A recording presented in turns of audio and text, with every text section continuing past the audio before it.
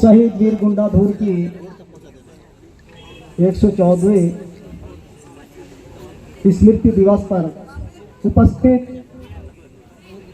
हमारे दिल्ली के प्रोफेसर साहब और समस्त मंच में बैठे और समस्त जहाँ जहाँ से आए हुए जल जंगल जमीन का लड़ाई करने वाले करते आए और आगे भी करते रहेंगे, उन सभी को मेरा क्रांतिकारी सेवा जोहार। साथियों,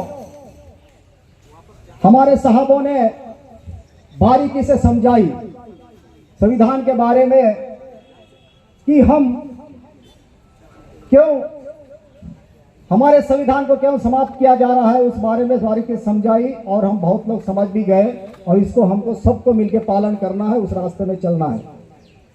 साथियों, आज हमारे क्षेत्र में ज्यादा करके बस्तर संभाग में, छत्तीसगढ़ में तो हो ही रहा है, पर बस्तर संभाग में हमारे साथ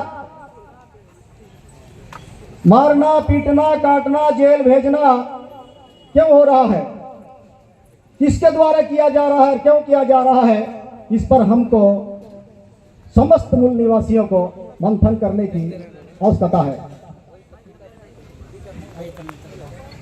हमारे जनप्रतिनिधि चाहे कांग्रेस हो चाहे बीजेपी हो, जितने भी आरक्षित सीट से हम चुन के भेजते हैं, हम उन्हें क्यों भेजते हैं? हमारे साथ जो हो रहा है अन्याय, अत्याचार, हमारे जल जंगल जमीन को छीना जा रहा है, उसके लिए लोकसभा में, विधानसभा में आवाज उठाए और हमको बचाए, इसके लिए हम चुन के भेजते हैं। वो जाके वहां क्या करते हैं? बड़े बड़े पूंजीपतियों के साथ मिलकर, बड़े बड़े लोगों से मिलकर वो क्या करते हैं? हमारे जल जंगल जमीन को बेचने का काम करते हैं और उनकी आने वाला पीढ़ी के लिए धन अर्जित करने का काम करते हैं। इस पर हमको विचार करना होगा। जो भी हमारे क्षेत्र में विधायक है, सांसद है, क्या उनको नहीं मालूम कल का दिन में हमारा समाज समाप्त हो जाएगा, आरक्षण समाप्त हो जाएगा तो हम पार्षद भी बनने का लायक नहीं रहेंगे? इनका ज्ञान नहीं है क्या उनको?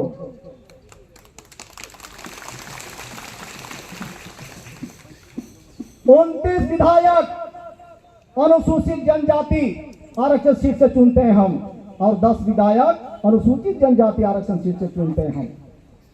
39 विधायक हमको नहीं बचा पा रहे हैं। क्या कारण है भाई? किसके गुलाम हो तुम? हमारे पास तो बड़े बड़े वादे करके आ जाते हो, जंगल जल जगह को बचाएंगे, संविधान को बचाएंगे, 5 अनुसूची लागू करेंगे, तुम्हारे ऊपर आंच भी आने नहीं देंगे, यही वादा करते हो।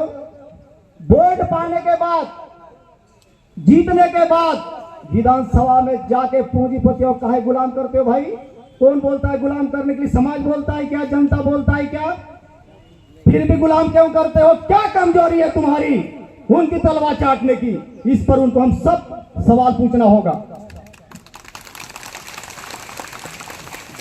जिस दिन का किसान हल चलाना बंद कर देगा, तब ये पूंजीपतियों को समझ में आएगा क्या लोहा खा के जिएंगे, पैसा खा के जिएंगे, जल जंगल जमीन समाप्त कर इनको ऑक्सीजन कहां से मिलेगा? उस दिन उनको समझ में आएगा कि जल जंगल जमीन क्या है। साथियों, हमारे क्षेत्र में जो भी आज तक छत्तीसगढ़ बस्तर में अत्याचार हो रहा है, कोई दूसरा नहीं, एक नेता लोग करवा रहे हैं। इनको जवाब देना होगा, सब मिलकर जवाब देना होगा पूरा जनता को। दोबारा वोट मांगने आएंगे, सीधा सवाल करो, हम तो इतना साल तक तुमको चुन के भेजे थे, क्या के लिए भेजे थे? फिर आज कौन सा क्या मांगने यहाँ आए हो? सवाल करना सीखना होगा। हम क्या करते हैं? दारू, मुर्गा, कंबल, साड़ी में वोट बेच देते हैं। क्यों बेचते हैं भाई? बिल्कुल भी कोई मुर्गा, दारू, पैसा बांटने का प्रयास करेगा, कोई भी कार्यकर्ता, उसको गांव में बांध कर मारो मत। फिर समाज बैठो, सर्व समाज, फिर उसको पूछो। हर समय दारू, मुर्गा, कम्बल, साड़ी, पैसा बांट के हमको गुमराह करके वोट प्राप्त करते हैं, जनप्रतिनिधि चुन के जाते हैं और हमारे चुना हुआ जनप्रतिनिधि नेता हमारा हक अधिकार को पूंजीपति के पास बेचता है। उस चीज को हमको समझना होगा और हर किसी को जागना होगा। साथियों, जितने भी हमारे लोगों को मार दिया गया है नक्सली बताकर, और कोई दूसरा बहाना नहीं है हमको मार सके। क्योंकि वो जल जंगल जमीन को हमारे चुने हुए तो लोग पहले से बेच चुके हैं, उनका सिग्नेचर हो चुका है, सील धप्पा लग चुका है, अब उनको देना है, उनसे पैसा ये ले चुके हैं। वहां से आदिवासी को हटाने का एक ही है, नक्सली बताकर, मारकर, जेल में भेजकर, और कोई चारा नहीं है उनके पास।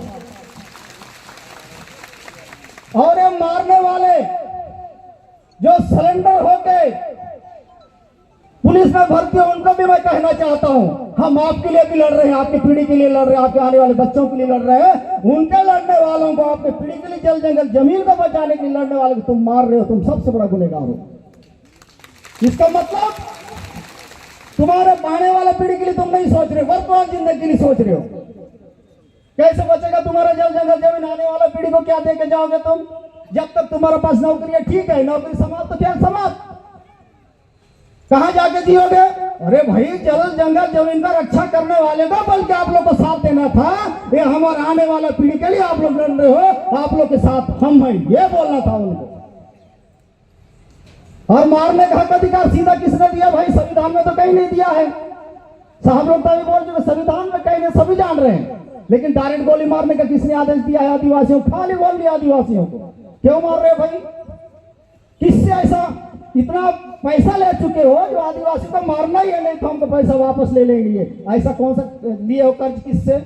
स्पष्ट करिए जनता के सामने आप लोग। जो भी आदिवासी मूल निवासियों को मारना, पीटना, काटना करेगा, समझो वो स्वयं का आने वाला पीढ़ी के लिए भी वो गड्ढा खोद रहा है। ये उन्हें मान लेना चाहिए, हमको भी मान लेना चाहिए। हम पहली बार देख रहे हैं कि जल जंगल जमीन को बचाने वाले को मारते हैं। वो तो उनके खनिज को लूटने ले जाने वाले को मारना था, लेकिन ये उल्टा है, जो बचाने वाले को मार रहे हैं। ये कौन सा पढ़ाई किए हैं? कौन सा नौकरी कर रहे हैं भाई बंदूक लेके? भाई जनता को समझो, आपका आने वाला पीढ़ी के लिए बचा रहे हैं जल जंगल जमीन खनिजों को। ये सबका जरूरत है। ये कोई एक धर्म एक जाति को जरूरत नहीं है। जल जंगल जमीन सभी जाति, सभी धर्म, सभी मानव जाति के लिए सुरक्षित कर रहे हैं हमारे आदिवासी लोग। उन्हीं को मार डाल रहे हो, और कब तक करोगे? क्यों करोगे? किसके कहने पर करोगे? क्यों कर रहे हो? इसका पीछे का राज क्या है? इसका पीछे का राज भी हमारी जनता समझ चुकी है। अड्डानी और अंबानी को देना है जल जंगल जमीन को। जब तक उस क्षेत्र में आदिवासी है तब तक दे नहीं सकते। जिस दिन आदिवासी समाप्त होगा, अड्डानी अंबानी फैक्ट्री डालेंगे, पूरे खोद के ले जाएंगे, कुछ बचने वाला नहीं है। और चुने हुए जो हमारे जनप्रतिनिधि नेता है, खुद के आदिवासी को, खुद के हमारे समाज को, खुद के आने वाला हमारे पीढ़ी को मारते हुए चुपचाप बैठे, काना भैरा होकर बैठ के सुन रहे हैं, कानों में तेल लगा के भूजा डाल के। शर्म नहीं आ रही है इनको? हमारे जनता भाई, हम चुना हुआ नेता का समाज को अगर कोई मार दे, समाज नेता चुपचाप बैठ के देखते रहे, ये कहां तक नियम कानून है? समाज में कहां बोला है ऐसा? जो समाज को फायदा नहीं वो काम करते हैं, जो समाज को फायदा वो काम वे लोग नहीं करते हैं। तो हमको सब संगठित होके सही गलत को समझना होगा। जब तक सही को हम नहीं समझेंगे, हम सही लाइन में नहीं चलेंगे, सही गलत को परखते हुए जानते हो कि हम संगठित नहीं होंगे, तब तक हमारे साथ